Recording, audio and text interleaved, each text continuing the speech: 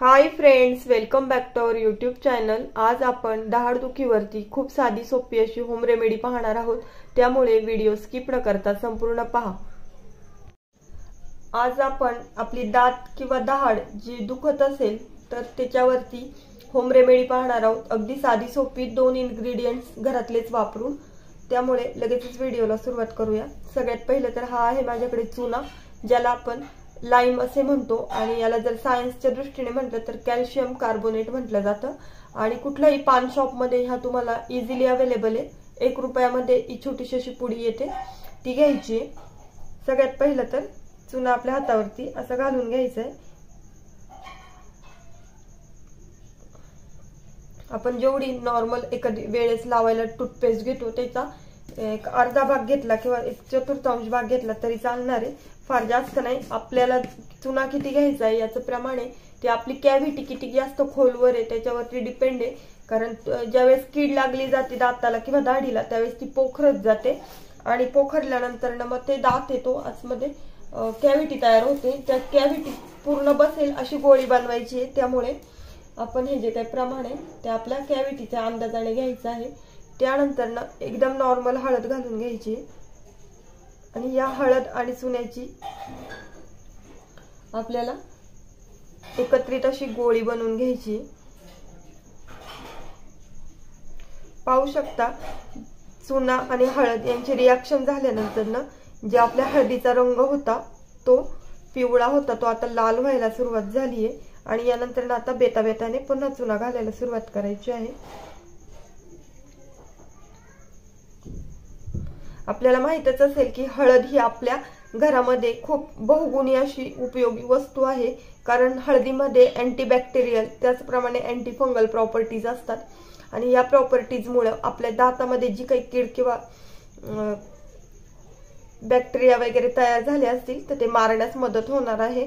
त्याचप्रमाणे चुन्याचेही खूप सारे असे उपयोग आहेत, त्यातील सगळ्यात महत्त्वाचं म्हणजे कॅल्शियमचा सोर्स आहे। आणि ज्यावेळेस आपले दात डॅमेज होतात त्यावेळेस आपली जे दातांवरचं जे एनॅमलचं कव्हर असतं ते निघालेलं असतं आणि त्यामुळे आपले दात सणक वगैरे मारत असतात।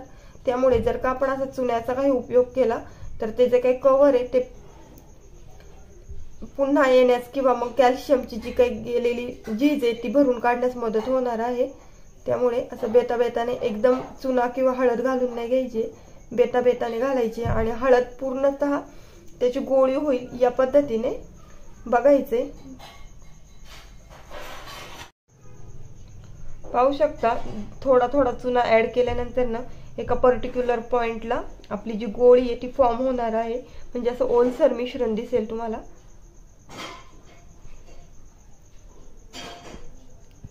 आणि चुना कायम असा ओला असतो तोच घ्यायचा आहे।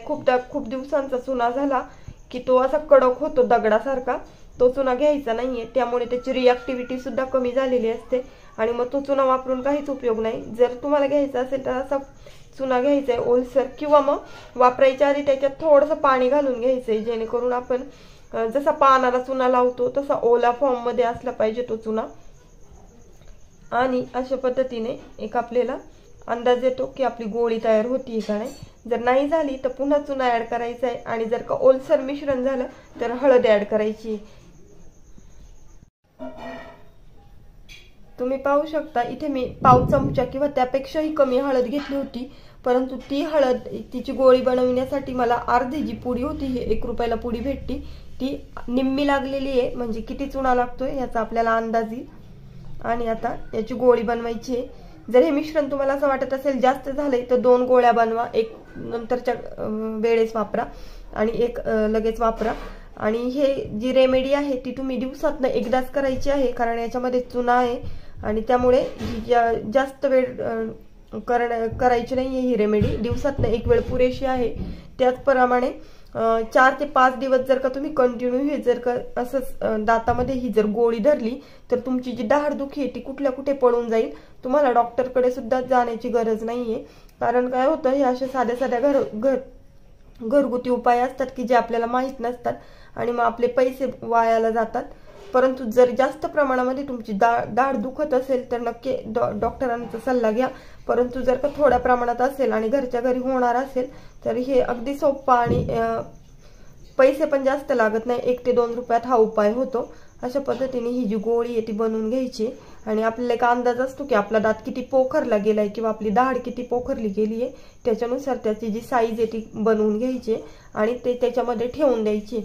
त्याच्यानंतर सगळ्यात महत्त्वाची गोष्ट, ही जी गोळी आहे ती कमीत कमी 5 मिनिटं दाढीमध्ये असलीच पाहिजे। त्यापेक्षा जर का कमी वेळ ठेवली तर तिचा काहीच उपयोग होणार नाही। आणि त्यानंतर दुसरी महत्त्वाची गोष्ट म्हणजे जास्तीत जास्त 7 ते 8 मिनिटं ही तोंडात ठेवायची, त्यानंतर ती थुंकून टाकायची। यावेळेस जी काही आपली लाळ तयार होणार आहे ती थुंकून टाकायची, कारण जे आपली कीटक असतात किंवा जी कीड असते आतमधली ती ह्या गोळीमध्ये उतरत असते किंवा तिची जी काही याच्यामध्ये चुना आहे त्यामुळे आपण हे गिळायचं नाहीये। म्हणजे चुना खाल्ला तर चालतो, पण अगदी थोडा, म्हणजे गव्हाच्या दाणे इतका चुना नॉर्मल पर्सन पचवू शकतो किंवा खाऊ शकतो एका दिवसासाठी, आणि फार फार तर गव्हाचे 2 दाणे।